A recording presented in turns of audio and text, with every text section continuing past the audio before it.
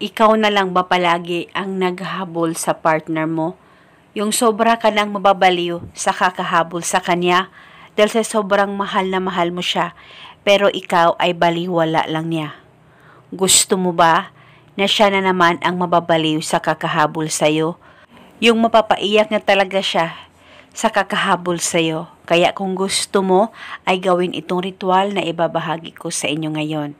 Ito'y napakasimple lamang pong gawin at ito'y napaka-epektibo basta magtiwala ka lang sa mga ganitong pamamaraan.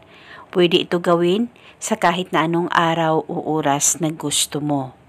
Ang gagawin mo lamang, kumuha ka ng kahit na anong kulay na panulat at isulat sa palad mo ang pangalan at apelyido niya ng isang beses.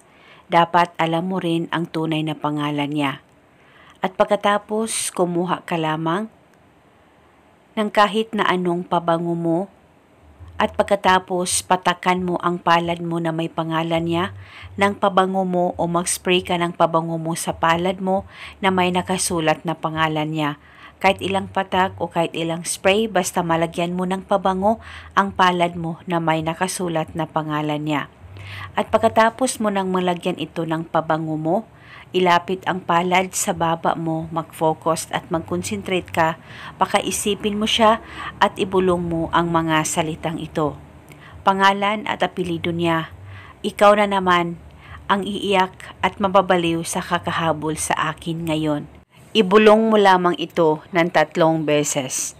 At ganito lamang kasimple at napaka-epektibong ritual ang ibabahagi ko sa inyo ngayon.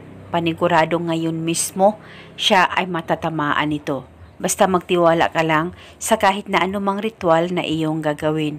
At paniguradong siya na naman ang mababaliw sa kakahabol sa'yo.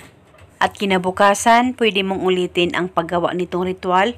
Gawin ito 1 beses sa 1 araw lamang. At depende po sa inyo kung hanggang kailan nyo po gustong ihinto ang ritual na ito. At ito muna sa ngayon. Maraming salamat po sa panonood. May God bless us all.